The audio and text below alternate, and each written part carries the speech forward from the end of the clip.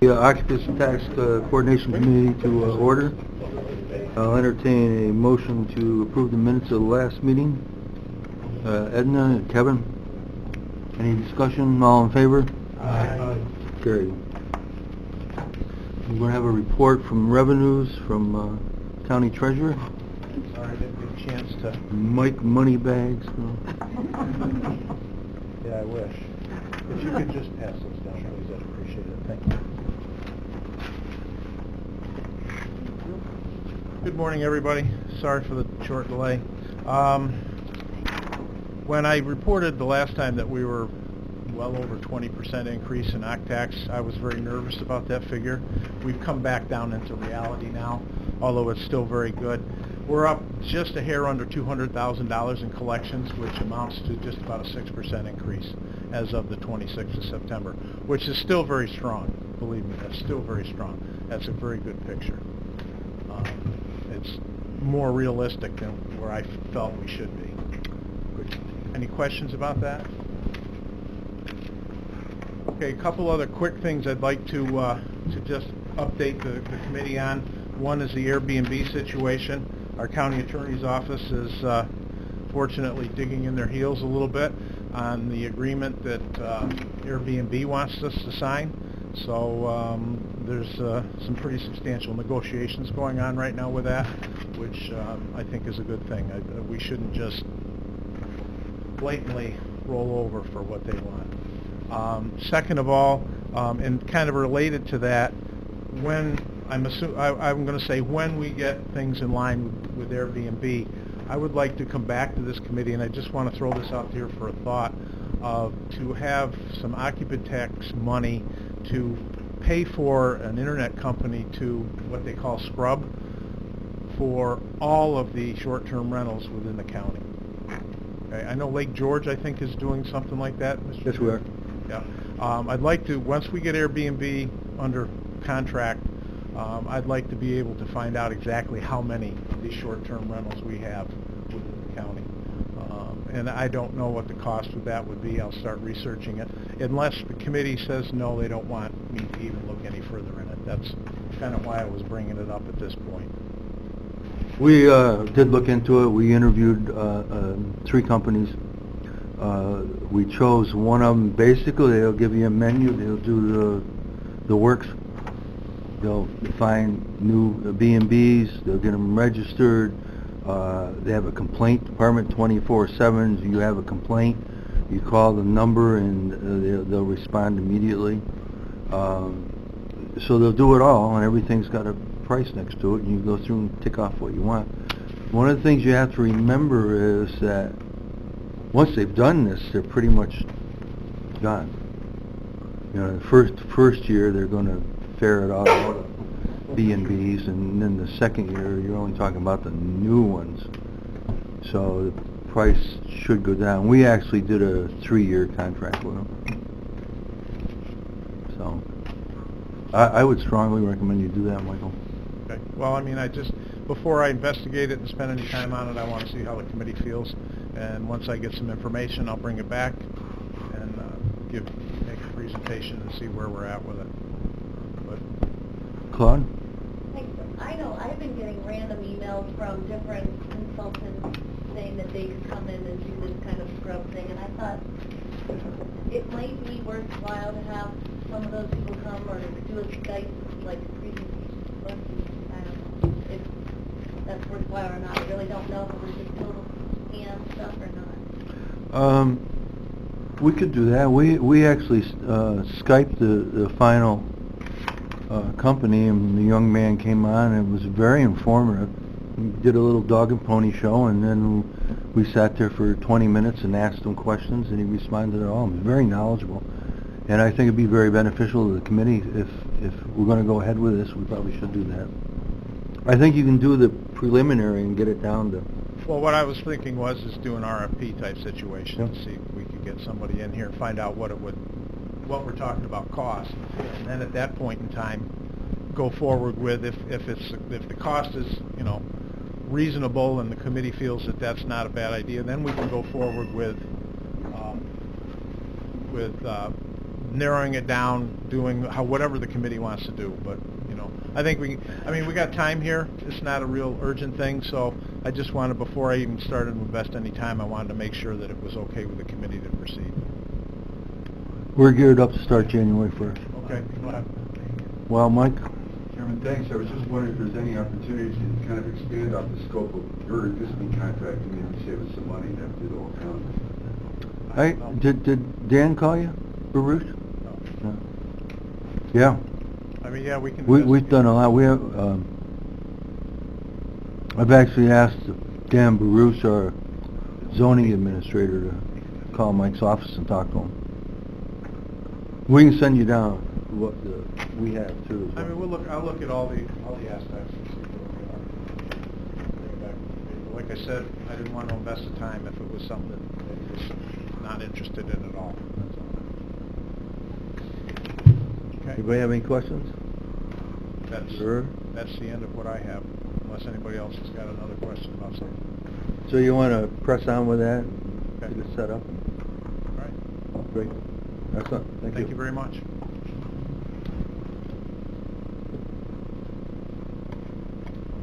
Okay. Going to review the occupancy tax budget. I assume you all have a mini copy of it.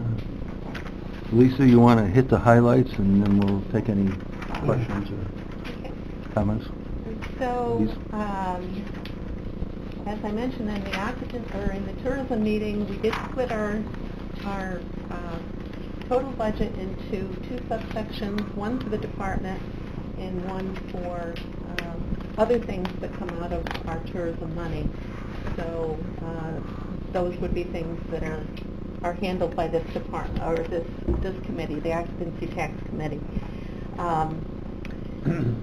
The amount of our request for 2019 is $2,803,000. Occupancy tax collections are not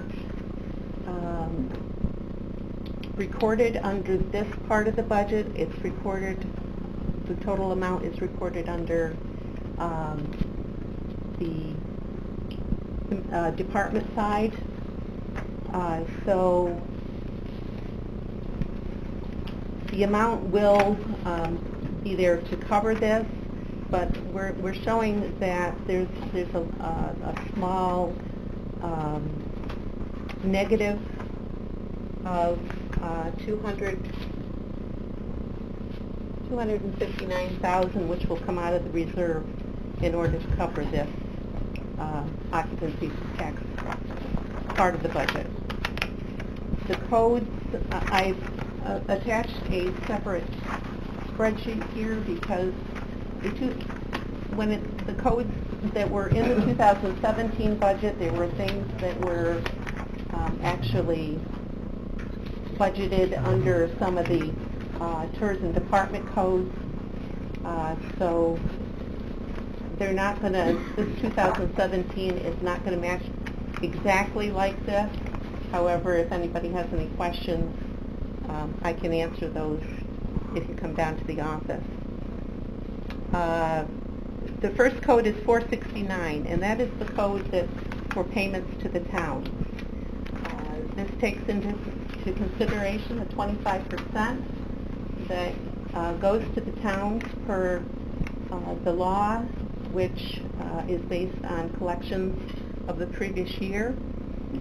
And it also takes into consideration the spending plan that was put together for the last couple of years. I have not heard of any changes to that at this point, so that totaled $405,000 of this $1.6 million. The difference is the 25% that we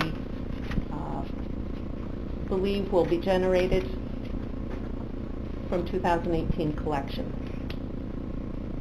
471 is the administration fee. It's 3% of what was collected in 2017. We're not through 2018 yet, so that amount will be budgeted in 2020.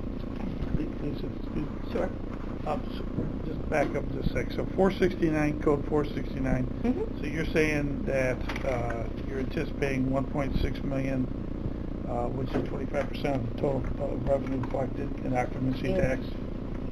Less, it's $1,600,000 minus $405,000 that is a separate spending plan that the county has done for the last couple of years. But I guess what I'm asking is, are you anticipating that the 1.6 though is 25% of the total revenue, which would be then what, 5.4 million or something like that? It doesn't come out to be quite honest. So what's your anticipated revenue, total revenue for the? We figured that it would be approximately $4.8 million. 4.8.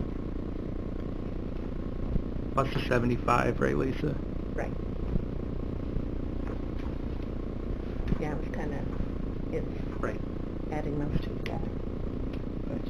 Uh-huh. Tourism, Gene? You want to finish? You finish. I'm your sorry, thing. Liz. No, no. okay. The next code is .480, that's for special events. So last year, we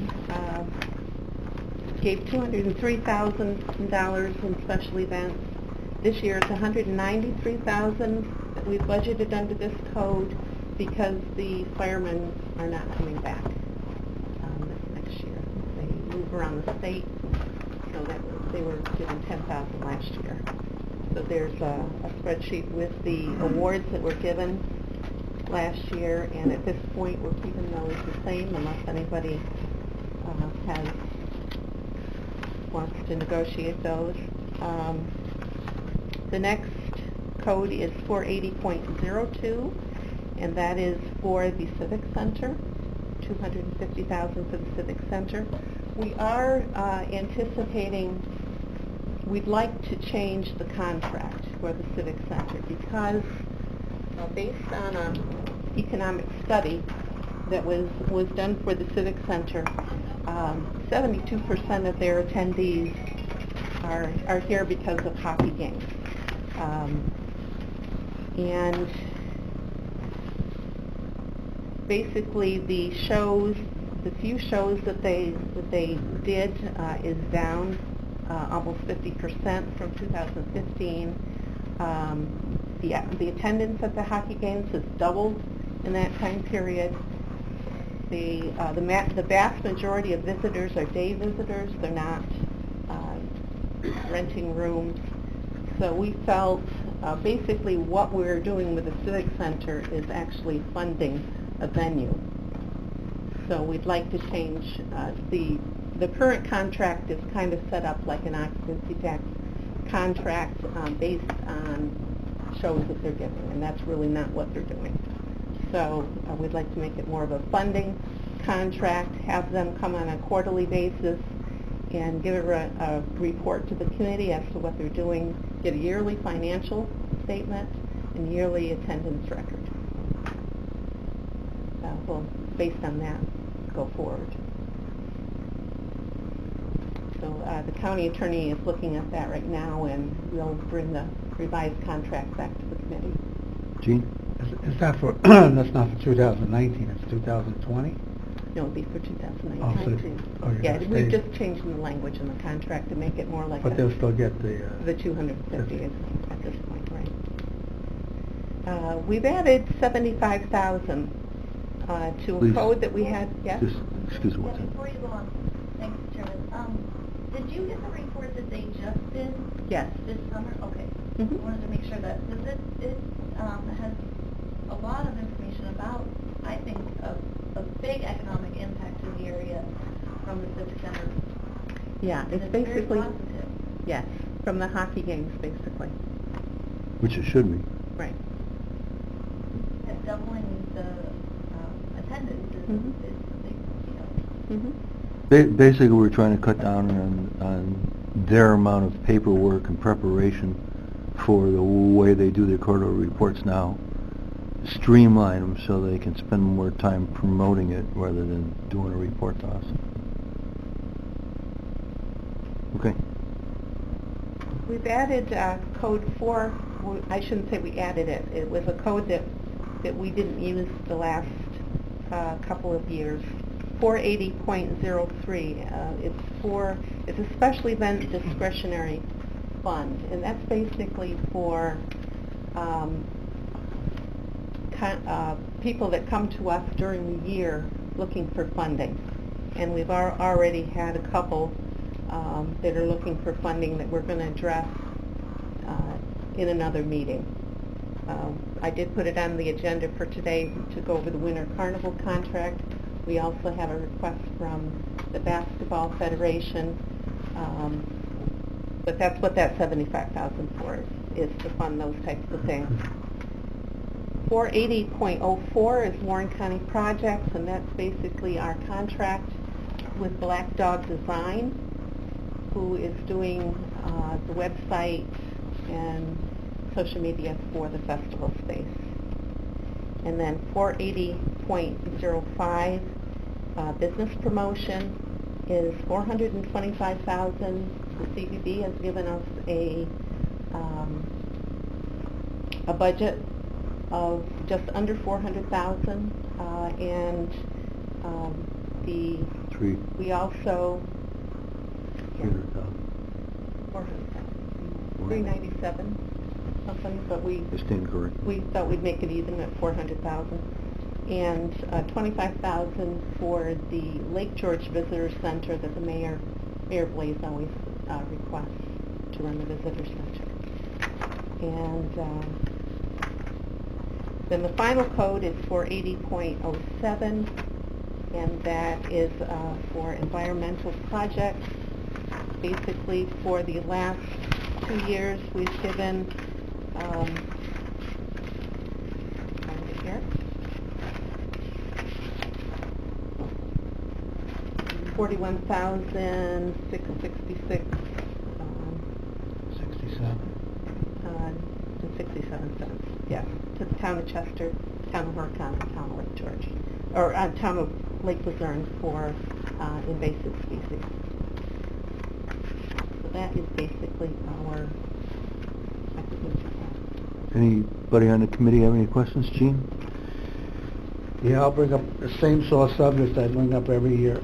On the payments to the towns. You know, we started back in 2015 at $1,223,000. 2016 we upped it to $1,042,000.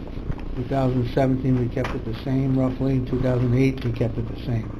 This year it's showing at $1,600,000, and I really believe that we should keep it the same as the other years.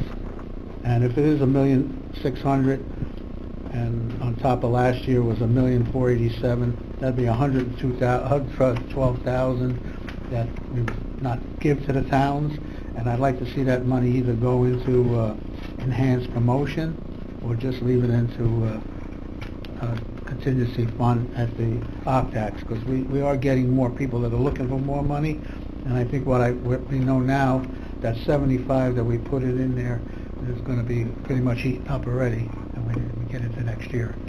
So I just think the towns are doing good enough with that kind of money, and we all do well with it, and I think just to keep adding money onto that special plan that we designed back in 2016, I think we should start thinking about either eliminating it or reorganizing it. But to add another $112,000 to the towns, I'd rather see that at the control of this committee to give out to more, outside funding. Well, that's only my opinion. Gene, I have to agree with you. We set $75,000 up in our preliminary budget, and within a week we had a hit, sizable hit, then another one, and another one. So we got $75,000 in there, and we have 3 or 4 events that have come to us since we started the budget process that exceed that $75,000.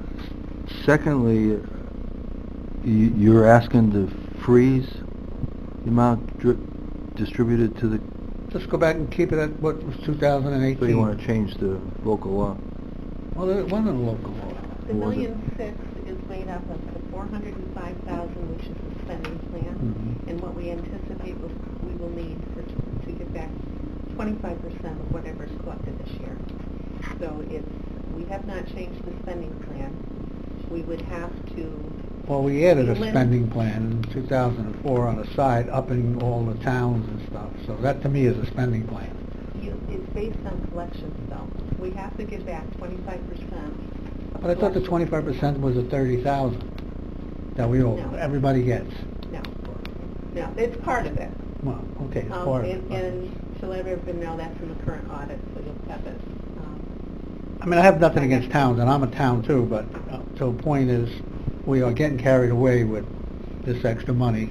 Now, you got 4 projects, I mean, you got I'd love to see that boys' basketball come back, so you really got to put some money into that to get them into our... Well, the Federation's 25,000, and then we have 2 other events that are more than that. Mr. Conover, Supervisor Conover, Chairman Conover? Yeah, Nate is correct that the dollar amount increase because the percentage against the total collections is established by statute generates, you're shaking your head, that's what generates the higher number.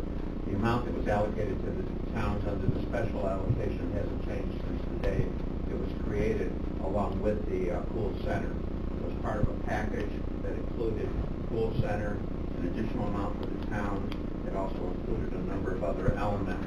And it was that comprehensive plan that the board approved, which provided the money not only to the towns but the pool center to allow that entire transformation that's taking place there. I mean, if you're going to revisit the plan, you got to revisit the whole plan, as far as I'm concerned. I think cutting the towns. So, but the amount, I just want to understand the amount that was allocated to the towns, like the amount that was allocated to the pool center, like the amount that was allocated. Now, the one thing that used to be in the plan that was not included last year was an allocation to the county for county-funded initiatives. And my understanding is you said the budget includes an additional allocation of how much? $75,000. So that's an element that used to be in the plan. It wasn't in the plan last year, but it's now included back into the plan, and I think that's a good thing to do. As far as the contingency, the fund balance is our contingency. There's still a fairly healthy fund balance even after the allocation this year. Not as much as it used to be because they got too high, but I think cutting the towns is a mistake. But if you want to revisit the whole plan, you want to take the funding for pool center, and you want to take the funding for the towns, you want to take the funding for the other elements that were part of that plan off the table, and you want to go back to square one, I would not recommend that, but if that's what you choose to do, so be it. Gene? Well, I'm sorry. my contention is, I'm sorry, you want to go? Go ahead. I got Warrensburg. Go ahead. Where's mine? You're hiding. Every year you expect one? Of course. At least for Christmas. Yeah, Christmas. One of these years she's going to wear it. I wear it all the time. I think I support what Gene's saying, and I think what Gene's saying is that we got some big picture items that are coming our way that are costly, and you know, when we distribute it to the towns, we can give it to these smaller events, but are we giving it to the smaller events at the cost of having bigger money for bigger events? And I think, you know, so I'm supporting what Gene's saying. If freezing the amount that we're given to the towns and allow the county to have a little bit more money for some of these other bigger events, some that probably will come up today, but... John? Yeah, I mean, I kind of agree with John. I mean, there are some events that we need to commit for, like the boys basketball, the public high school. They, you know, Binghamton gives them the use of the building for free, and they needed a commitment. They need a commitment for Warren County in order for them to make a bid that they'll be able to compete and get it back. Even though Binghamton didn't have the attendance they had there, they had maybe 6,000 to 7,000 less than Binghamton they had in Glens Falls. It's all about the money and how they present that bid, and it's a 3-year contract. They put a lot of rooms in, I believe, the Lake George area, and obviously Queensbury area where they stay. So, I would want us to be, I think we need to be cautious and have more money for the discretionary for certain events. Doug is going to address us with a potential for a 5-year deal of some sports venue that could bring potentially a lot of room nights. And I think we all benefit, or at least the businesses will benefit by bringing these in. Maybe, and our occupancy tax one will go up. So I think we've reached a peak.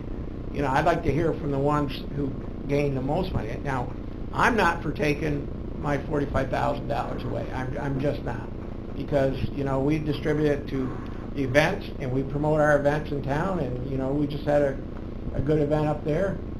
I have to help the Chamber of Commerce. The county gives them, it looks like $20,000 for the next year, but that event probably draws as many people as the Balloon Fest, or probably double what the Balloon Fest draws, and 2, in a day up there. So, and it puts a draw on the community, but we're happy with it. So I think, it's like everything. We keep going to the trough, and I'm just going to say this is sort of like sales tax. The rich get richer, and I'm not complaining. I really like the $45,000. I would never get it because I don't have any hotels.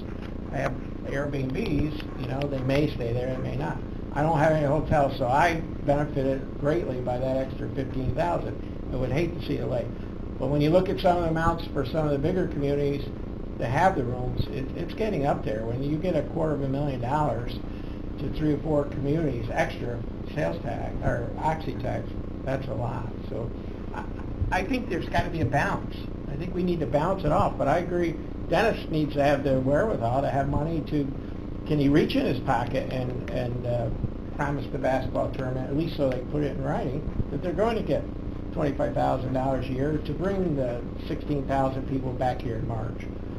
And can we help the Dome with a huge investment, but that could bring a lot more than 16,000 people here for a couple of months.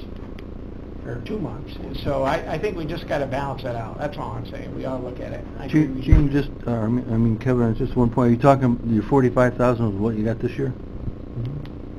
What's that? The $45,000. I have happy with that. I don't want. Is that what you got this year? Yeah.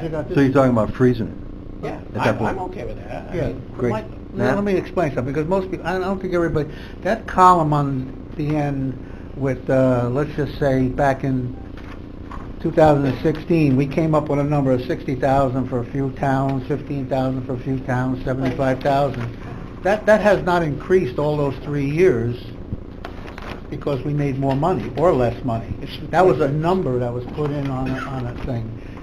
And all I'm saying is let's keep the number the same as 2018. So Kevin will get his 45,000. We're not changing it. Actually 2 sheets. There is 2 sheets. Yeah, 2 sheets. I didn't get the second. I didn't get one. You can share once. Did you get the first one? I got one. Yeah, I didn't get one. I've given them all away. Are you done, Gene? Maybe that's change people as well. 14. That's this one. Y'all, Matt? Well, the 45, I mean, we're really doing great things with it. I would hate to lose it. I Did mean, you we're get the 14? developing, Yeah. working with something that works in our town and our area with biking You got one that goes back trails, to 14. and we're going to send it back to the county. What, is that what you got this year? 45, but what I'm saying is, we had a plan, and we're having an increase in revenue on the plan that we're on. I'm a little hesitant to rebalance, because it is important to our towns outside of the Lake George, and Queensbury, Bolton. We definitely add to the overall experience here, and it's important. Otherwise, we're just going to be houses and not have opportunity. So are you telling me, Matt, that you're planning on getting more than the 45,000? I would be happy with the 45. I'm happy with I don't want to go backwards to the 30. We're The not. 45 is basically 30,000 that's being given in October, which is part of the 25%. Right. When the treasurer figures out the amount that's going to be the final distribution, they take the total amount for the year, they take 25% of that, they subtract $390,000, which is $30,000 for each of you, plus the city of Glens Falls and the village.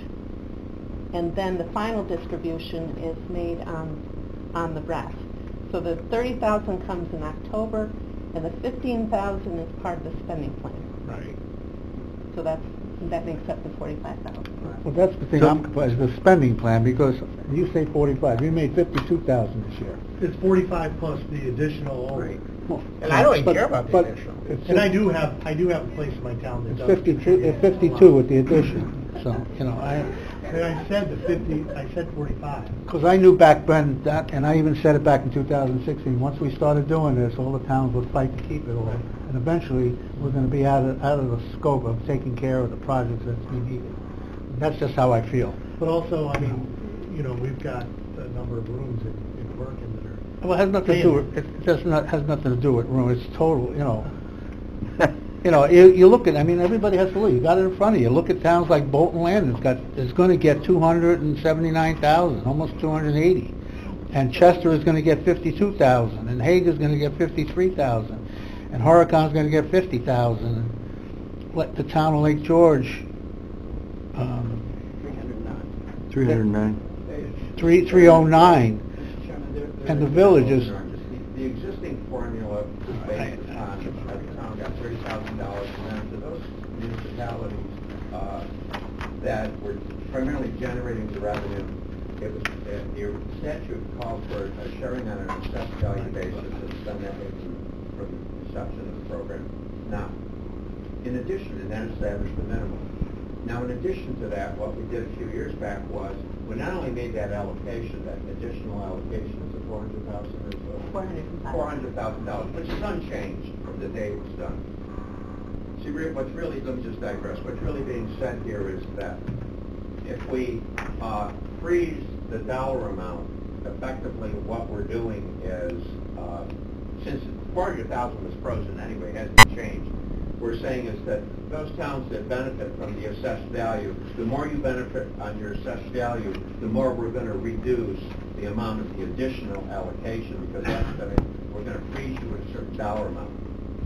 So it's going to freeze Lake George, it's going to freeze Bolton, those communities, to a degree, Glens Falls as well. Now they have a hotel, and you're getting that revenue as well. But to get back to the primary point, when the plan, I just want everyone to understand, when that plan was adopted, one of the things that we wanted to accomplish was to take the activities that were being funded. We're getting requested over $1.2 million, $1.3 million, and we're getting requests down to like $500, and to have the towns assume that. Now, when you say that, the towns that were assuming that primarily was Lake George, number one, to a degree Bolton, some of the other towns that had the events. And so that process, it used to cost the county many, many, many hundreds of thousands of dollars. That went away. And so that was the plan, and I want everyone to understand the underpinnings of the plan. And the plan included, therefore, to help Glens Falls, to help the Little Center, to do these things. So if you're going to, but if you freeze Lake George, I'll just pick on Lake George as an example, to a degree Bolton as well. If you freeze the dollar amount, effectively what you're saying, since the 400,000 hasn't changed from the very beginning, effectively what you're doing is you're reducing the amount of dollars available to those municipalities that are producing the dollars in the first place. So like, for example, in Bolton Landing, for example, out of the $4.8 million, we might produce, say, somewhere between 27 and 30% of that. Yes, we get back $250,000, but we're producing a whole lot more than that. And those other dollars are going to pay for what's happening in all the other towns, helping to pay for Pool Center, helping to pay for all of those other things. And Lake George, on the other hand, perhaps half of that is being generated by Lake George. Yes, they're receiving a certain amount under the formula, but it's about a fraction of what's being generated within the municipality. But that's all right. That's what regional tourism is all about. Mm-hmm. You can create. That's why I supported the $75,000 additional allocation. You can create a funded line item, and I would support this, so that and there used to be one there where towns like Warrensburg that has a garage sale or whatever, the other towns that have certain activities that go beyond the allocation can come to the county and ask for those dollars.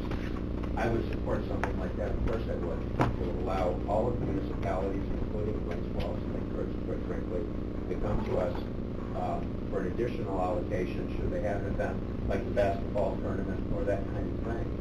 And I do believe Where are you talking about getting that money from? What's that? The money you're talking about, where? I would say there isn't any reason why the county can have its own allocation. We used to have an allocation of somewhere between $50,000 and $100,000 where those kinds of things, people could come with those kinds of projects, those kinds of requests, and the committee had some discretion over the application of that. It didn't specify it had to come from a particular municipality to come to Well, we got 75 in the budget, but we took it out of the contingency fund. That's my. So you're talking about taking more out? I'm saying that if you want a line item like that, you could budget for it. You could budget for it. That you could do. And then, as far as the numbers and exactly what they mean over time, that's something that comes in the weighed in on, or whether Wasn't discretionary fund. if you wanted to put some amount in there, $25,000, $50,000, you could do so, but you don't have to beat up on the municipalities to do that. You can do that on your own. Would you like me to weigh in? You're asking him or you asking me? I'll ask the chairman of the committee. Go ahead. The current projections, they go out to 2022, and we're adding $75,000 in revenue each year, assuming that that's the growth year over year, which I think is very conservative when you look at the actual growth over the past 5 or 6 years. And with $75,000 in the fund that Ron is talking about, that the deficit for this year is $259,000, which Lisa mentioned earlier. The deficit for next year actually goes down $165,000, and it continues to decrease. So, but right now, beginning of 2019, our fund balance is $2,666,000, as is with those conservative revenue projections and a $75,000 fund for these other projects. By the end of 2022, we get down to $2 million, almost $2 million even. We really only need $1 million in here for cash flow purposes, so we're still very healthy under the way the budget is currently designed. So there would be room, in my opinion, to add a little more to that if that's the will of the board. Can I ask, Chairman, where is that $75,000 reflected? If it's not reflected in this plan that we're looking at, where is it? It's in the discretionary fund. It's Discretionary fund. 480. Shouldn't it be in here to show that, like, the county is getting a hunk of that money as a payment for us? I mean, where is all the money that we give to the CVB? The CVB Well, that's is two different questions. Yeah. We put 75 in the discretionary That's fund in the 480.05. occupancy tax committee in our budget. Mm-hmm. Okay. So it's discretionary money that we have available for Doug and whomever else comes up with a good idea. The issue I have is that we haven't even gotten this budget settled, and I have requests for more than $75,000, and they're all good, solid requests. They're something that we should seriously consider funding. So that started the conversation. The $400,000 for the CVB is on 480.05. 480.05, second to the last column on that page, 425,000. Claudia. Well, 25 goes to the village for Right. the visitor center, which Visitor center. and 400 goes to the CVB. Correct. What Ryan's pointing to and that is, and we knew this when we did the plan, that we could do Cool Center, and we could do it by allocating appropriations out of the fund balance and tax fund balance, because it was so large. And that over time, what you see happening is that we can continue to do that now, and it doesn't take our fund balance to zero because revenue is increased. And so we're at a very, very good point in time now where we have a very healthy fund balance. If, I believe what the county administrator is saying is that if you wish to make a special allocation for the county to provide for funding for these other activities, that I can support, but you don't have to cut the towns to do that, is my point. You don't have to cut Glens Falls Pool Center to do that. You do that out of the fund balance you have. Continue to fund Pool Center, continue to fund the towns. Don't cut Lake George because they got more requests than they have funding available. You shouldn't be cutting them. They're producing half the money to begin with and only getting a fraction of the money. But if you create a county account, they could access that account for special activities. Should they wish They're to. getting, between the town and the village, they're getting $600,000. They're generating out of the 4.8 million. They're generating half of that money. Are you not? Yeah. Between the town and the village and Ron, we generate 75-80% of the octax. End the conversation. Queensbury throws in 12 or 13%. The rest of you, every single one of you, is 6 or 7%. Not by choice. No, absolutely not. That's not by choice. But No, not by I'm choice. just saying how it is. by I'm not arguing I'd love with to you. have a But that's the same thing with sales tax revenue. All my town comes to Queensbury. They got Home Depot, Lowe's, all the restaurants. Nobody in Lake Luzerne has any of that, so we come to Queensbury, so our sales tax goes there, but we don't get as much back as they do. They get it all. Well, So if that's he the same way really with loves this. you, Gene, he'd give you a kickback. Nah, it's Claudia, not. did you have something else? Not that. Just quickly, and then I know that Supervisor Hogan wants to speak, but my point was in a regional tourism economy, you three towns aren't the only ones doing stuff that draws people to the area. No, that's why you So get Occupax we money. need to be able to spread out that money a little bit more to help all of the counties. The money is spread out, and that's what we're talking about. You all get a healthy chunk of occupancy tax, far more than what you would get on paper, and that was the point of it all. You know, the point was that Bolton, Lake George, Town and Village get all the money back we put in was unfair. So that's why you all get occupancy tax. Andrea? I fear we're losing sight of the regional view here. You know, everybody contributes. Arguably, your beds are filled because people are skiing more. Right. But I think we need to step back and remember that it is a regional initiative. Absolutely, and I'm going to tell you right now, as a supervisor of Lake George, that's exactly how I feel. Right. It's not all about me, it's all about the county. Well, Mike, I think you were first. Chairman, thank you so much. This is probably not going to be well accepted, but I think there's a flaw in the way this has been set up. And maybe originally it was well intended for 25% to go to the towns. But over time, it tends to be one of those budget items that everybody expects to increase, and I think we need to take a different tack. And it is, as Supervisor Hogan said, a regional tourism tax, so to speak. And I have questions in terms of whether or not we're getting the bang for our buck with all the money that's being distributed. So we look at events like Americade, we may look at the Civic Center, we may look at some of these other potential big events, and we'll give some money to them. What's the return on our investment? Well, we tend to look at that when we think of things like Americade. But we look at the return on investment that we do for the towns. And what I think we're doing is we're arguing about our share. And being an at-large, I don't have a share, right? But I think we need to take a different tack instead of protecting our share and turn it into what's the return on what we're getting for this investment money that we give to the towns to invest this occupancy tax money to promote tourism. And I know there's a checklist. If I can go a little bit further, Mr. Swan, do we audit the checklist that everybody has to do for all their different projects? It comes back to the county attorney's office, and I believe it goes to, no, we don't do it. I never see it. Yeah, we don't see them either. So who gets that? Are you talking about the monies that are given to the organizations? How they respond? That the towns give? Well, every town that gives occupant tax has an application, and in that application, the people that receive the occupancy tax have to respond, and one of the things they have to do is give us numbers on how many room nights there were and how many people came, but Do we have any oversight of that, or is it just... not much. Kind of like funny money? Not much. Well, Here goes. I prefer the cookie jar money, but... Yeah, all right, same thing. No, but you're not talking about... It's on an ROI standpoint. You know, the overall. Mike, some of the events I have in Lake George are like $1,200.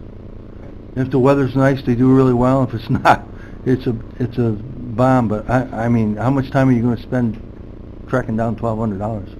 It's $4 million. Chairman, it's... Wow, that's different. My point is it's unnecessary and could be interpreted as mean-spirited. The fact of the matter is that if we wish to create a budget line code for the county to have some discretionary money, whether it's more money to the Warrensburg garage sale, more than what they get, or more money to the pool center, or more money for a basketball tournament, or more money for whatever, you have more than sufficient revenue to be able to do that. You do not need to cut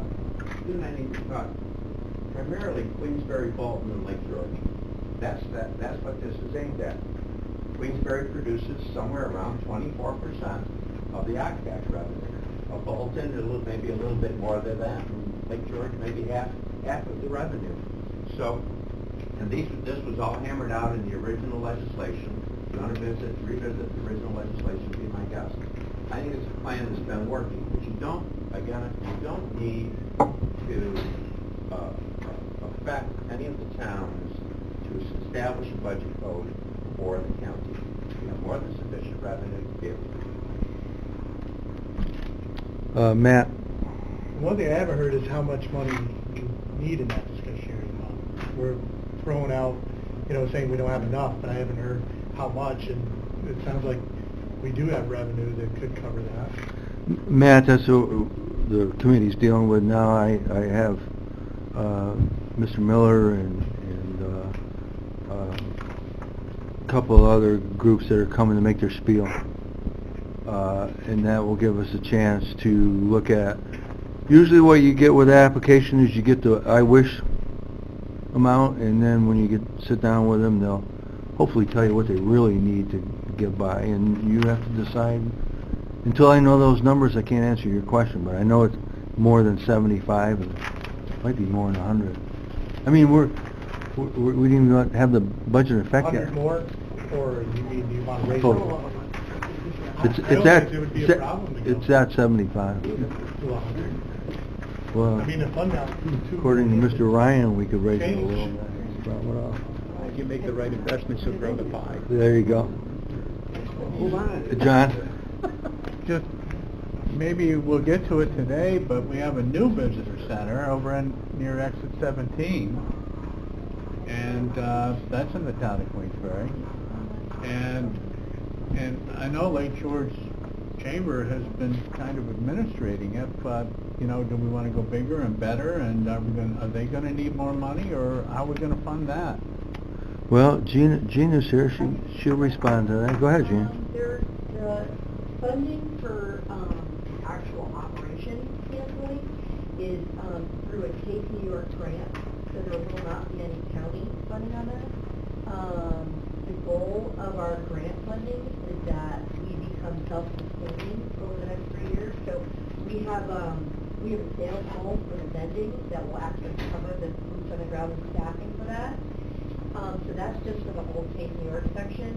The folks that are the maintenance staff, that's through DOT, and that's actually in their budget for year-round 24/7. I do not know any of the wherewithal with regards to those options. No, but I mean, the brochures. So the brochures, it's all regulated by I Love New York. We have no control over that. Where you see that like in there, it's the state side. Joanne's working with I Love New York on updating. As many of you looked at the app, and there was a lot of work that needs to be done, not because of Warren County Tourism, but because of I Love New York. So we're all trying to get them to fix that, but that's all I Love New York. There's no other brochures that are going to be allowed. Right now, they've allowed us to put the Adirondack map that Joanne and Adirondack, the regional council, produces with ENCA. That is now being distributed there in addition to the state guide. And there should be a regional guide in 2019, but that would replace the map. So it's just those two pieces. Right. So not the Warren County Tourism, not Lake George, not a rack card from a hotel. None of that is allowed. We've got them tucked in the back call, and when people ask us for things, we get it to them, but yeah, we're done. It doesn't make sense. But Mr. Chairman, just so you know, listen, in terms of total dollars, I don't want you to think it's like a gazillion dollars. It's not.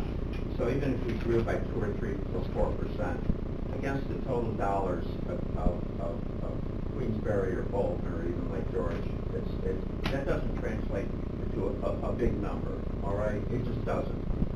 So again, the question would be, then why do it?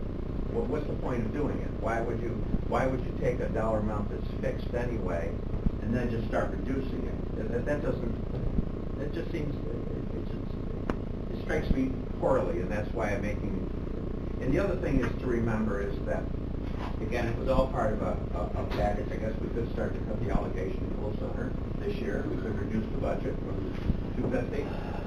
So we could cut that 25,000 this year. I'm sure the principals and supervisors would be all supportive of that. But no, you wouldn't be, because it was part of a plan, of a commitment that we made, and we're honoring that commitment for as long as we can honor that commitment. And the same thing for the town. There was an additional allocation. The small towns weren't forgotten. It was $15,000 was provided to all the towns beyond the 3 primary towns. As far as I don't see no reason to have to cut that. As far as I'm concerned, if anything, that's where you should be focused.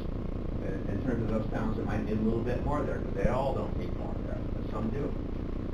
So that's my point here. It's not the total dollar amount. It's the nature of the request that troubles me. All right, one more. Chairman, Mike? thanks again. You know, I just saw the allocations. Bolton, Queensbury, Town of Lake George, Village of Lake George, they each get about $250,000. That's $1 million with no oversight. No. That's not true. No, it's not. No, it's not true.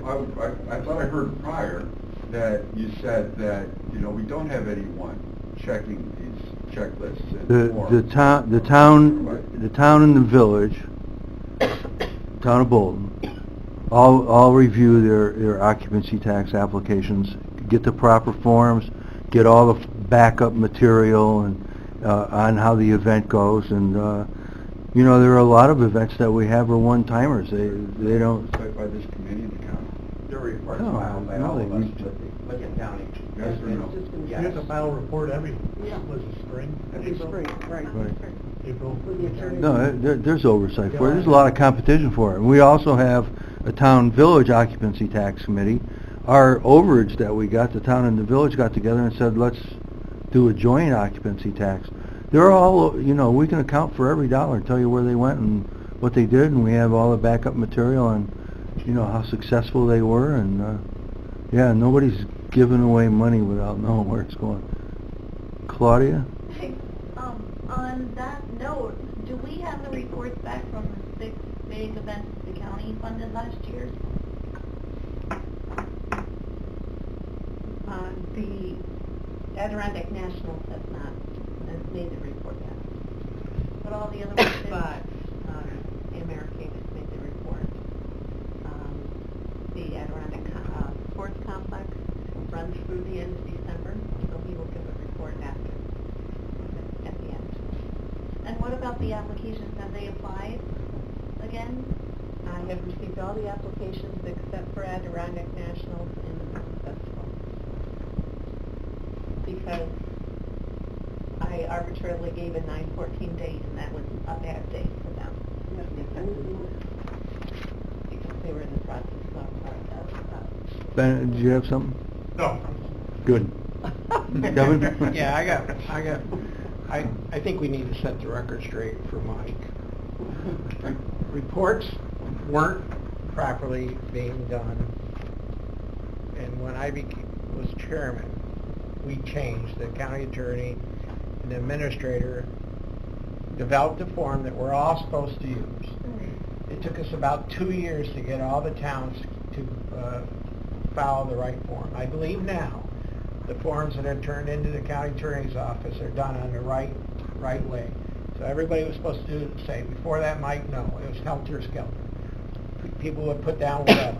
I think the problem we had with it is certain people were taking license with the way the money was being spent. it might not have been applied directly to what they were supposed to use it for. When I was chairman of the board, that was one thing we worked on. We had a form drawn up, we sent it out to all the towns.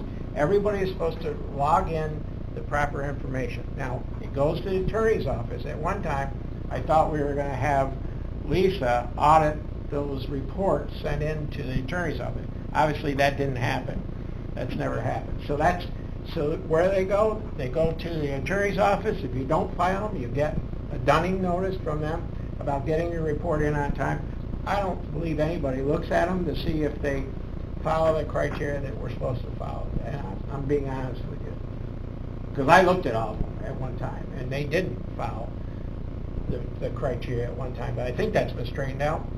I wouldn't know without watching. But that's the way it really happened. Thank you, Kevin. It was just a question. Are we doing any follow-up phone calls with some of these people that, I think the small ones? Are they doing what we said they're going to do? And yeah, weather plays a part, but are we doing that's up to us. That's up to the towns who designate the money to the event. I don't give any money to any events unless I know what it's going to be for, and I get receipts for everything they spend it on. So I don't know. We all probably do a little bit differently. Some people have committees set up that divvy out the money, that give the money out to the events. But I could tell you on mine, I could tell you that the attendance and what it's basically spent on, I get the receipts. But it does get to the county attorney's office, and I know the events, like the major ones, you get all the information, and she looks at them, and she's gone back to the event and said, no, you can't use the money for that. That's not allowable expense. So, but I think on a town level, the onus is on. I don't know who does it in Bolton. I don't know who does it in Stony Creek. But in my town, it's on myself and the town board to make sure that the money's being used properly. We have a community development advisory committee that includes the chamber. It's all handled. And they handle everything. They determine the best. They determine the municipality, the town board. We only allocate those things that are within the town budget, which is just a few items. But again, the point is that out of the monies that were allocated under the spending plan, they haven't increased not a penny. Not a penny. That was the allocation. And so if you want to go to that spending plan and you want to cut 2%, well, I guess you could, across the board, you could do that. But then, in my opinion, then you need to cut everyone. You have to cut the pool center, you should cut everyone. You don't need to do that. And just another thing, on that $1 million that you mentioned, for the 3 municipalities, so 2% is what, $20,000? 2%? That's 2% of $1 million, $20,000. And again, what you're doing when you do that is, you're not changing the special allocation. That hasn't changed. You're taking what we're entitled to as part of our assessed growth and reducing the amount of special allocation. That's what you're doing. While in terms of total dollars, it may not be a great amount. The principle of doing it is what troubles me. You're not doing it across the entire allocation. Ron, I think there's confusion about how that extra money is allocated. That's the confusion. Is it 25% of what you collect, or is it 25% of the balance? The total amount. What is it like? It's based on the total amount? No, it's based on what's collected in each town, and it's a pro rata formula. So it's the percent collected by the town. See, I think that's what the confusion is. Right. What's collected by the town divided by the total amount. What's reported by the town back to the county. Right. So now when we... Well, no, but what is paid in an occupancy tax. Right. Well, that's what I mean. Right. So now when we do these Airbnbs, and I'll pick up 45, potentially 45 more people contributing to the occupancy tax, I would see my amount go up. So on everybody else, if they do it correctly. And this debate is nothing compared, just for the supervisors that weren't here. When Cool Center was put on the, you can't even imagine what the meetings were like relative to that. But you know what? When that plan finally got to that board, it went through the board unanimously. Unanimously. Yeah, and those of us that were involved in developing that plan take a lot of pride in that, because it was a request that didn't go down so well initially. And Kevin Garrity approached a few of us looking to put together a plan to try to help the city of Glens Falls and Pool Center.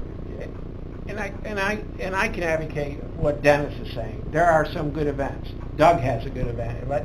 We should allow Doug to have a few minutes to explain. I mean, there's potential for this event that he's going to put forth, but he's going to need some help from us. You know, maybe short-term help, but he's going to need some help to get it back to where he is. The basketball, you know, things changed. We lost that tournament because the committee had to show expense to renting the building, whereas Binghamton, probably subsidized by the state of New York, gave them the building for free. And that cost us, what, 40, 50,000 visitors for 3 years. We need to get it back, but it's got to sweeten the pot.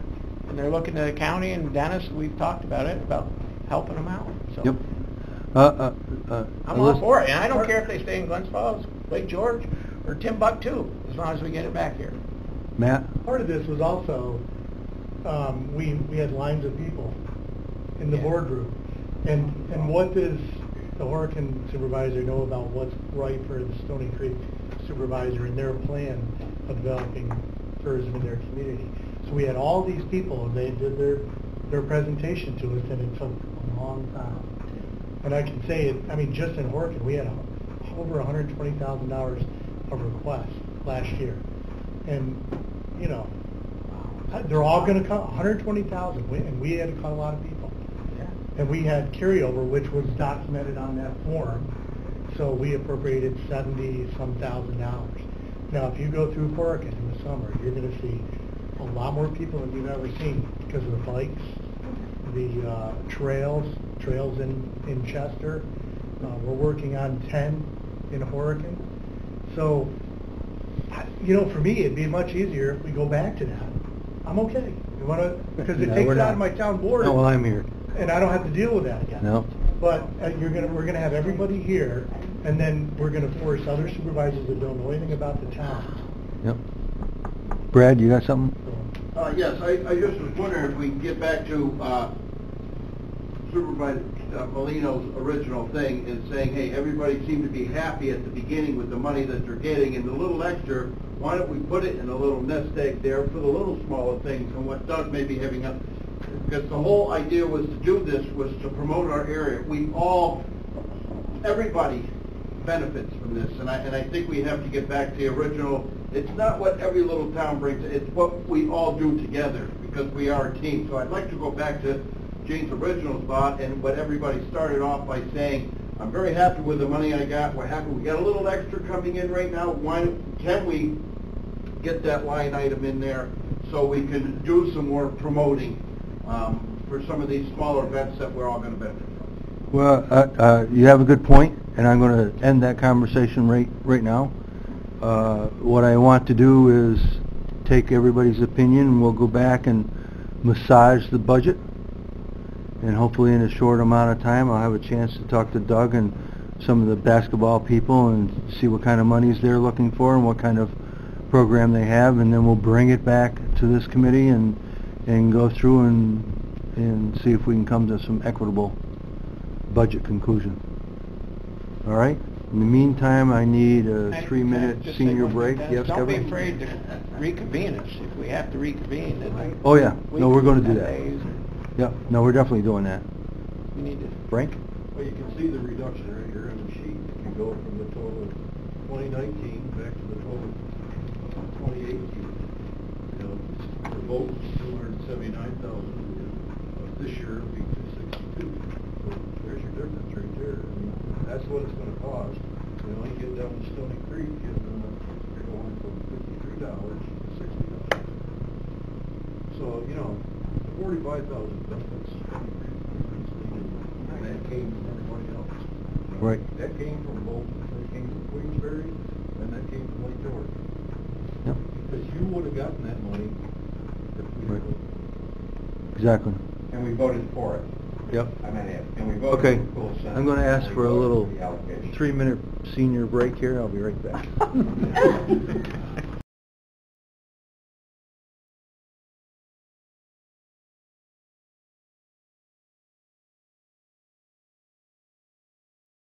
Back. Good. You're back. Feel much better. Okay. You'll talk to Dennis about that. Listen, some players here. I didn't have time to make my coffee or We got 4 of us. You got 5. Doug left. Left. This Doug. Maybe. Did Ben leave too? Or he just took an old trip? There he is. No, I was looking for Doug Miller and, Oh, I don't know where Maybe said he had He enough. just said, no, he'll be back, I think. Kristen, you want to make a presentation? She's only been here for 2 hours. Hey, you got 22 minutes, and then I'm out of here. I was gonna say, usually he has less than that. All right. Let's talk CVB.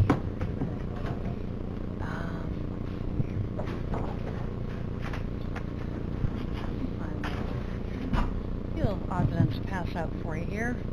Audio visuals to kind of brighten up our day. And, yeah, great. Thanks. Just go to those. Thanks. All right, we're going to change gears a little bit, and we're going to talk a little bit about the last couple of months. Well, just really the last month.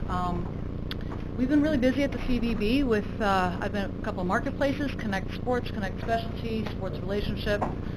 A lot of follow-up going on with sales leads and sales development.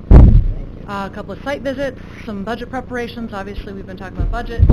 Chris Kindlemart management, for those that are not aware, our big event, which the posters and the rack cards are up here, and I'll talk about that in a minute. Outreach and sponsorship development for that, and ongoing work to develop the Days of Adventure. Thank you so much, Amy.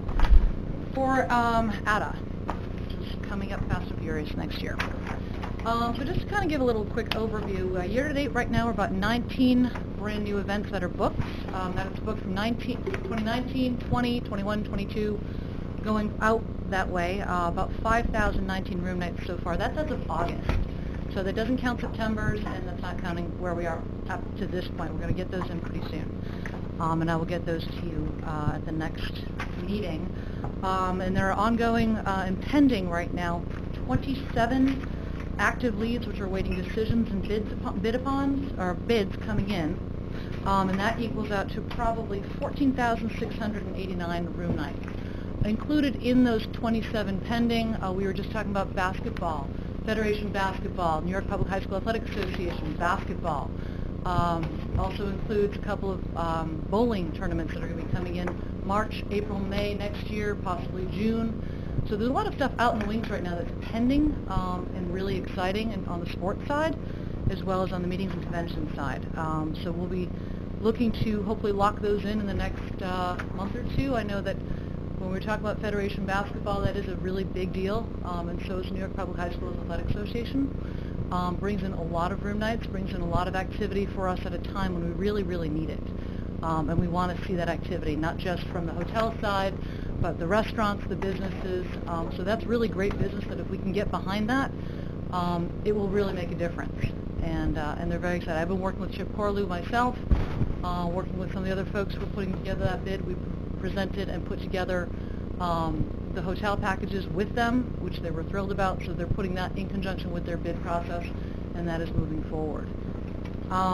As I mentioned before, I've attended a couple of marketplaces over the last 6 to 8 weeks. Met with about a little over 100 meeting and event planners for one-on-one appointments. But I want to kind of show you a little bit of some of the things that we do in our office to sort of get ready for these shows, and some of the pre-event marketing. So what I've got just quickly here for you, 1 to 2 weeks prior to the show, maybe not.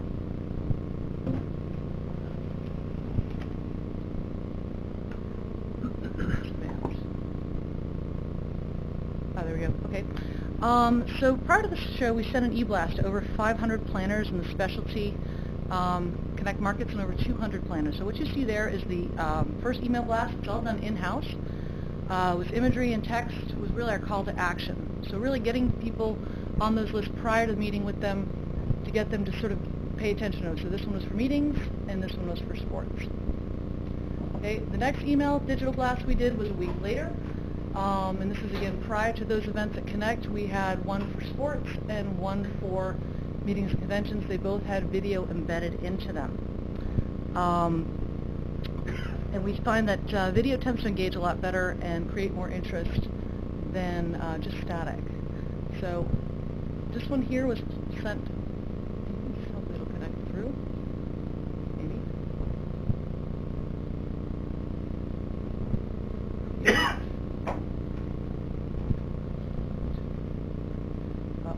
In the essence of time, we'll play this one.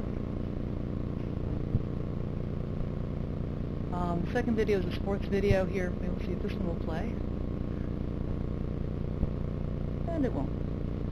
Okay, we'll go to that afterwards. But we'll show those afterwards. Just to give you an idea of the results on these, SMRF is the social, military, education, religious, and fraternal markets. So those are the specialty markets. And these are our open rates. They averaged anywhere from 20 to 38% and included 3 direct email contacts and phone calls from the planners who were interested in our region. And then the click-through rates averaged about 11 to 23%. So strong numbers, all things considered. Definitely creating some buzz and some interest. And now that is done prior to these one-on-one meetings that are occurring at these marketplaces. In addition, what you see there are the profile sheets that I bring with me and leave behind with the meetings that I do have with one-on-one, whether it's sports or meetings, conventions. And we use those on a number of different levels.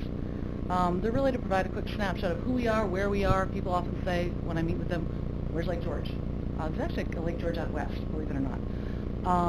But it's called action, and it's by using these pieces in conjunction with the digital pre and post, we're really able to sort of keep that message going and keep us memorable up there so that when we speak to them and I follow up once I've met with them, they have in mind who we are, what we're about, and then there's also an opportunity to be able to send that back again through another video. On another note, just want to give you a quick update on the Adirondack Chris Kinnemart event, which I'm working on through our office, with all the folks actually in our office. Our Facebook page is now up to almost 200,000 views. We opened it and started it May 14th. This is all organic. This is not boosted. This is not anything else but just pure interest.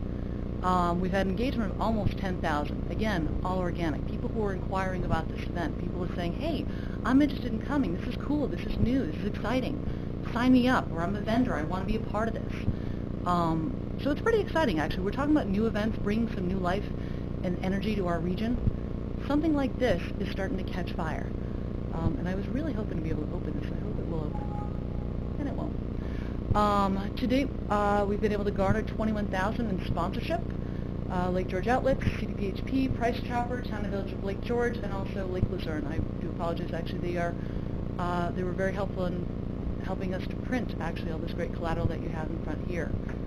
Multiple vendors and artisans ranging from jewelry makers to felt crafts, pottery, handcrafted food, products, and more. Carriage rides, pony rides, and entertainment have all been booked up so far. So lots of great, cool things going on leading up to this event, which will be December 7th through 9th down at Festival Commons. In addition, we also been working with Aviation, Crossgates, and Plattsburgh to promote the event through their channels and marketing opportunities. I tend to say that sometimes we can create champagne campaigns on beer budgets. Don't necessarily have to have a lot of money, just a little bit of creativity.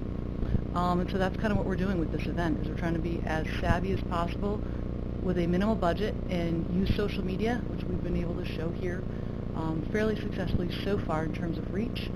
And that'll continue to increase over the next few weeks, next few months, as we work with our hotels, hotel partners, start boosting and promoting all the packages that we're going to be doing with them, as well as the businesses and all the vendors that we're working with. So really kind of exciting stuff that we've got going on there.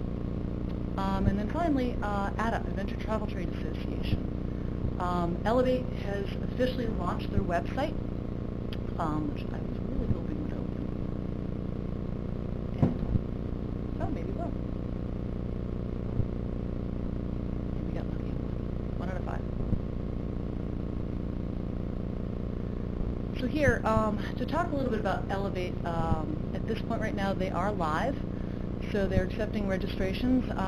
Just a reminder what this is, this Adventure Travel Trade Association conference called Elevate is a conference that rotates around North America. It is 300 tour operators, receptive tour operators, and travel writers, bloggers, photographers from all over the globe that come here, that will be coming here, they rotate around, but they'll be coming here next year to learn more about us and our region. So as you can see here, what they have done actually is when we went out there in February, March, and went and had the opportunity to present to them, we actually had created this piece here called Elevate Your Senses. And it had some itinerary ideas, some days of adventure ideas, and it had a very regional approach here. You can see where we talk about all of the different towns and villages that we have in our area. And then a map on the back, a little bit more information. They actually took this and actually created the theme around their conference for next year, which will be called Awake. Be awake, awaken your senses. So that was pretty kind of cool, actually, pretty excited. And they talk about the community, the adventure travel community, and what it means to sort of be a part of this. There's education components to this event. And then the Days of Adventure here, which I'm in the process of building with them as we speak, will be opportunities for them to go around to the various different places and experience. It's experiential travel. So whether it's a hike and paddle at Tongue Mountain, forest bathing in and around the area, becoming one with nature, mountain biking, whitewater rafting, horseback riding, beer tasting, kayaking, the Hyde Museum, culture, zip lining, rail bikes, and these are just some of the things that we're looking to build right now with them in terms of these days of adventure. And in addition to those, we have a number of DMOs across the state that we're working with, since this is a partnership with I Love New York and DEC. And so we're working with our DMO partners to build the FAM trips, familiarization tours for the media, the travel writers, the tour operators, and the receptives. So we have right now Catskills, Dutchess, Albany, Oneida, I believe Lake Placid and Plattsburgh at this point signed up to also do FAM trips in conjunction with the ones that we will be doing here in this area. So lots of moving parts and pieces going on, a lot of activity in the CVB in addition to just the follow-up with the leads and the sales calls and building that book of business moving forward from now through 19, 20, 21, 22, and even out into 24. We've got a few things going on. So that's kind of the quick recap of where we are now. But I will share with you actually, in addition, right here we talked a little bit about the budget. And so I will share with you, we have our sales and marketing plan, and then the budget behind it. So you'll be able to see really where we're looking to strategically. Yeah, there's one of each. Thank you. Talk a little bit about our budget and give you an idea on our overall strategy and idea behind what we're doing and why we're doing it. Our overall marketing and sales plan hasn't really changed that much over the last year when we presented it last year. But there's definitely a strategy behind what we want to do and why we're doing it. We know our assets, and we're taking better inventory of our assets, not just from a meeting and venue standpoint and space standpoint, but also from our sporting side as well, and really trying to make sure that we cover all the bases and we know what we have out there that we have to work with. In 2017, we booked 6,120 room nights. Our goal for 2018 was 7,000 room nights, which was an increase of about 13.4% over 17. As I mentioned just a few minutes ago, as of August, we are at 5,019 new room nights booked, and our goal for 2019 is looking to be 8,050 room nights, about a 15% increase from 2018. And we believe that this is doable with the hopefully the budget that we are presenting before you, and with the goals and strategies that we are outlining in this overall sales and marketing plan. Our first strategy is to continue to develop the new business opportunities for the region to support that year-round economy.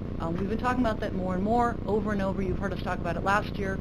We continue to keep that message moving forward. We want to build that business year-round. We want to fill those room nights, not just on the weekends, but midweek. It's important for everybody, for the hotel business, for the restaurant business, for everyone as a whole. So we'll actively seek new leads, new sales opportunities across the board from what we've talked about. In addition, we will also, from a second strategy standpoint, implement the comprehensive marketing efforts across all platforms. So what's that really mean? Frankly, what it means is that we will continue to move forward from the number of different platforms we've been using right now. We've been using social media very actively. I know Joanne, she talks a lot about social media from the consumer standpoint. From our standpoint, it's important as well.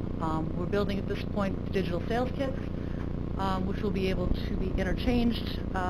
We'll drop in hopefully some video into there, be able to have them be printable and shared as well as emailed and put up on our websites.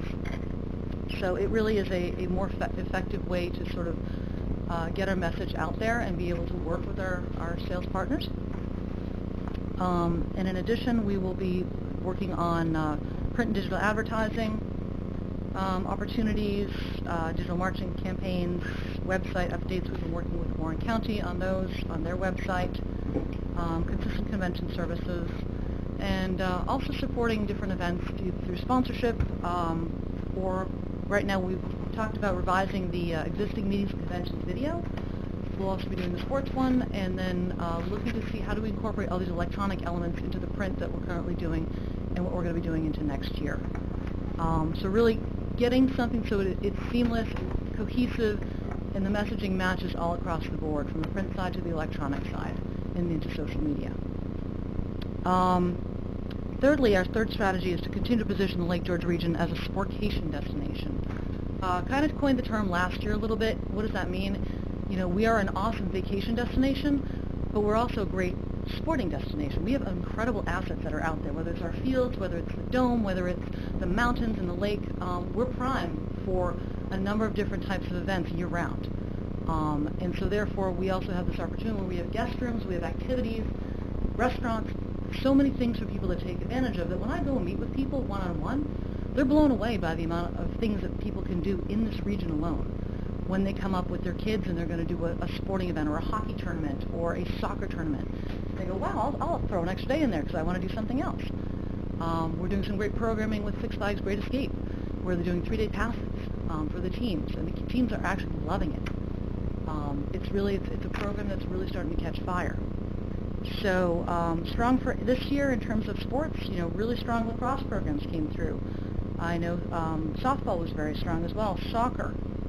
Looking into 19 and through 21, more softball, possibly some high-level volleyball. We've talked about basketball, lacrosse, some winter sports, snowshoeing. I know some skiing as well. So there's a number of things on the horizon that we'll be looking to try and bring in. But working with those groups, AAU, New York Public High School Athletic Association, NAIA, NJCAA, which is the National Junior Collegiate Athletic Association, and then working with our partners at the national level with NASC and Sport Relationship Conference. So lots of different parts and pieces that we're trying to get our name and our words out there. The other big one I forgot to mention actually for next year is also bowling, which we've got a very large bowling event coming in, working with Kingpin Bowling down in South Glens Falls. They've got, from March through May, pretty much every weekend booked for a women's bowling tournament coming in. And so we've already worked with the hotels, created the packages and blocks with them, so that'll be in the numbers for probably the next month. Finally, trade shows. We'll be attending 12 trade shows or marketplaces with increased focus again on that midweek business, shoulder season, adding a few extra marketplaces in there for corporate and association business. And then we'll continue to focus on what's called SMART, social, military, education, religious, fraternal groups, sporting events, and also family reunions. So busy, but great. Memberships, we'll keep our memberships.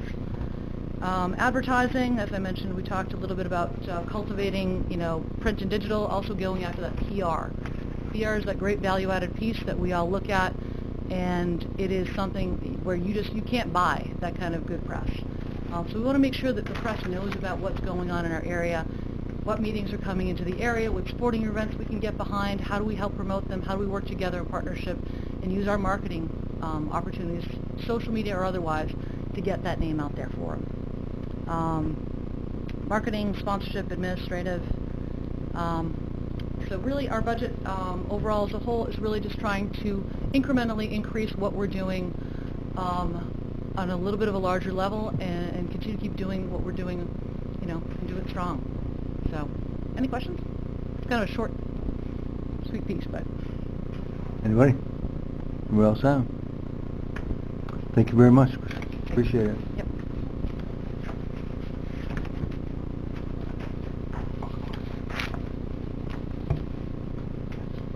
Great. Thank you. Doug, you want to take a few minutes and... Sure.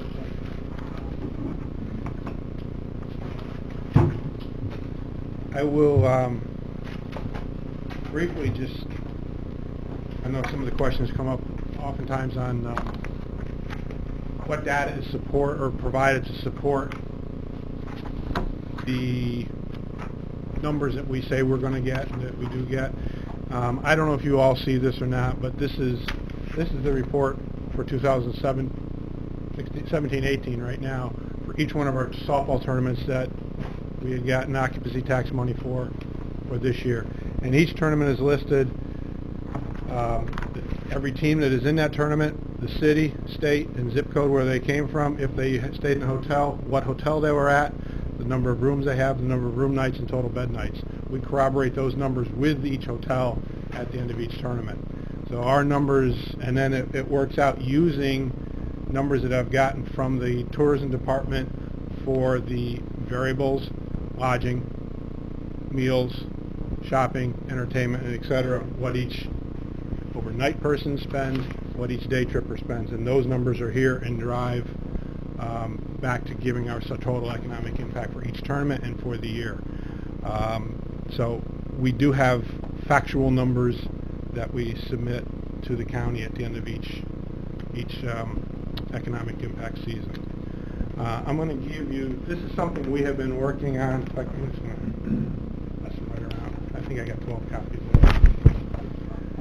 it. We have been working for the last almost a year now with a couple of basketball organizations, Zero Gravity in particular, and AAU is the other one. Zero Gravity has made a commitment to us or provided us with a letter of intent. You'll see this letter of intent was back July 15th. I could give you a more current letter of intent with the detail that has increased in here since that time has gotten pretty astronomical. The key points here, they are looking at bringing in 16 basketball tournaments, and the dates for each of those tournaments are there. They're all two-day events, and we're starting in March 23rd, and going through June, and then picking up 3 more in September and October. Additionally, just above that listing of the tournament dates, you'll see that they're also looking at a one-day tournament, one 3v3 tournament, and 2 camps during the summer.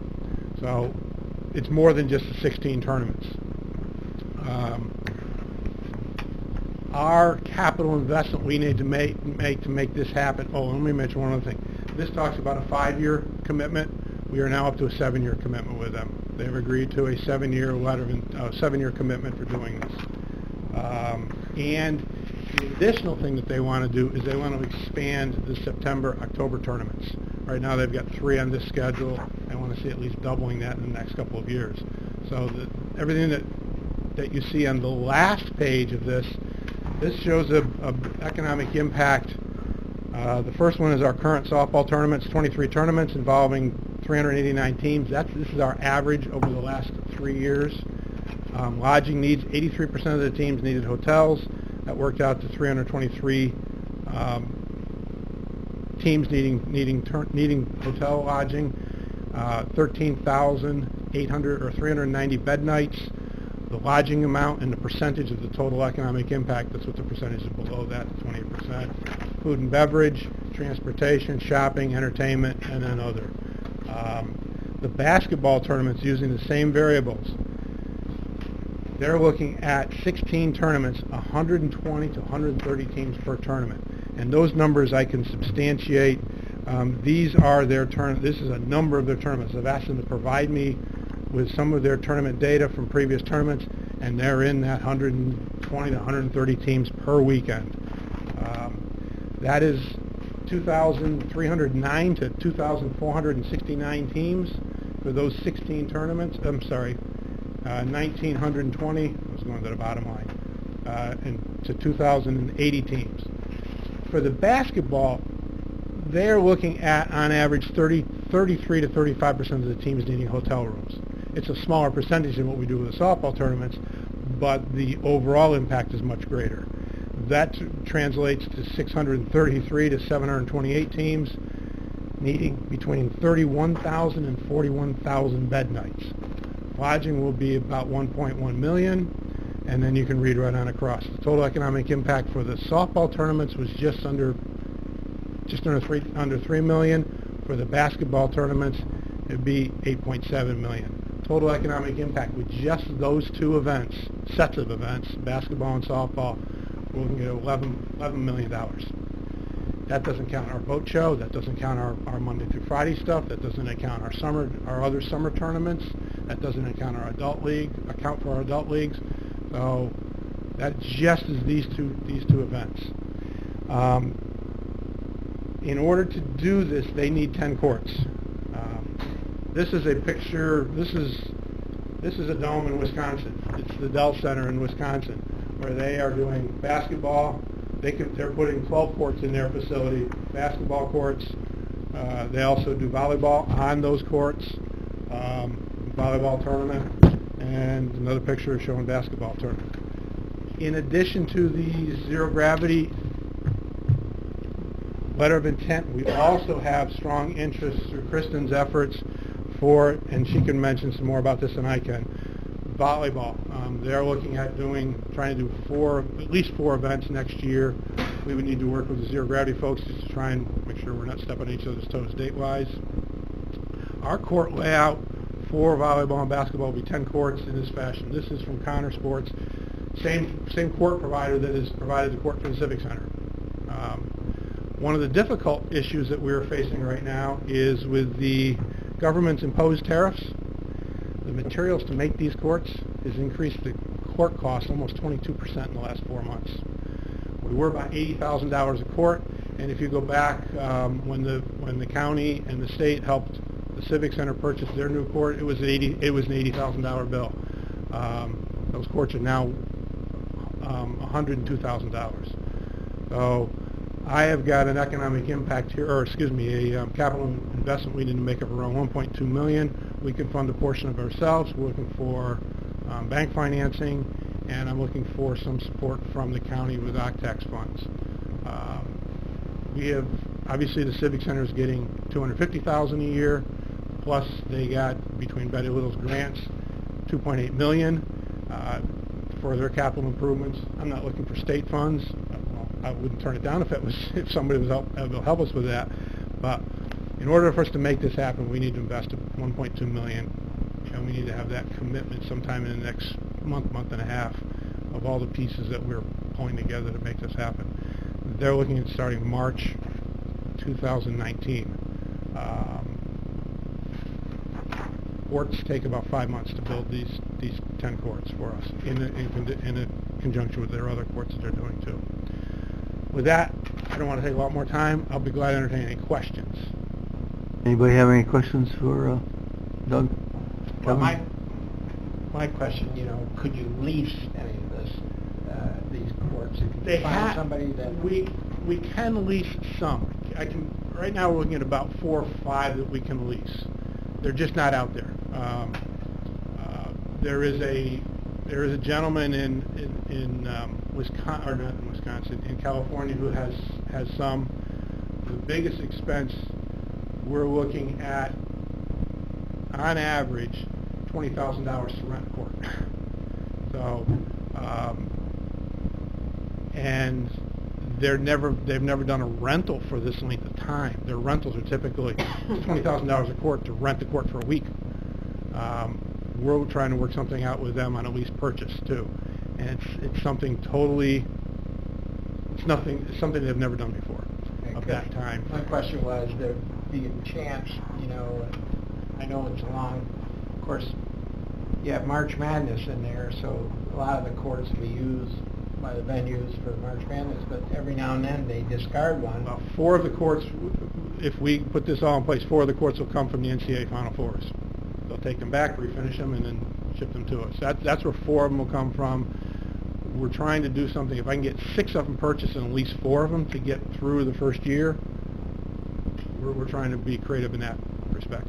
Chairman Conway? Yeah, I would recommend at this stage that, by the way, very interesting, very exciting.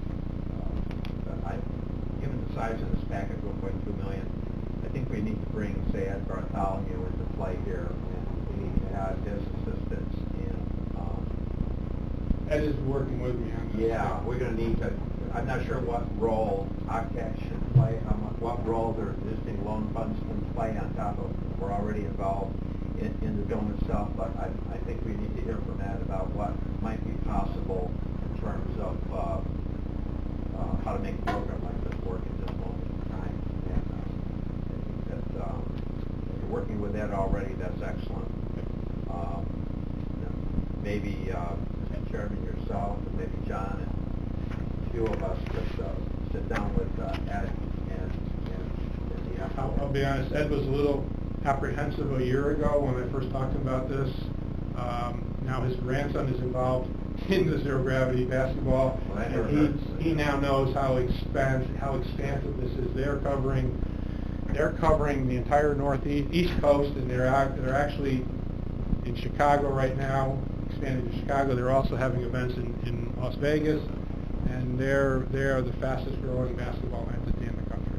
We're going to need that staff. Yeah, it needs to be a joint effort. I absolutely We're agree. going to need to kind of pull this together, and apparently very quickly here. This is March. You said March of 19? March 19. You know, that's just around the corner. Mike? Sure, thanks. I just had a question about zero gravity, and you get on it a little bit, but if a 7-year commitment, have they been in existence that long? Yes. So they're Anybody else? Anything more done? Zero gravity is one of their headquarters in Boston, Mass. Yeah, they're nationwide, but yeah, Chris has dealt with them at different events. Thank you. So we'll follow up. Yeah, absolutely. I'd be happy to attend any meetings. Okay. You want to bring. Okay. We shall do that and we'll get back to you, Doug. Okay, thanks, Senator. Thank you for coming. Appreciate your patience. Short day. Gina, did you have anything, or you're all set? Good. That's the right answer. We've covered a lot. We will reconvene. I will go back and look at the budget and come up with some answers and additional questions. Christine? If I could, on the table are rack cards and posters for Chris Kinnemart. If you could take them back to your towns and areas, Oh, excellent. don't mind sharing them with the rest of the world, that would be lovely. Excellent. Will do. Thank you. Vice Chair left open for I have somebody. I'll entertain a motion to adjourn. Matt, Edna, all in favor? Done deal. Thank you, everybody. I missed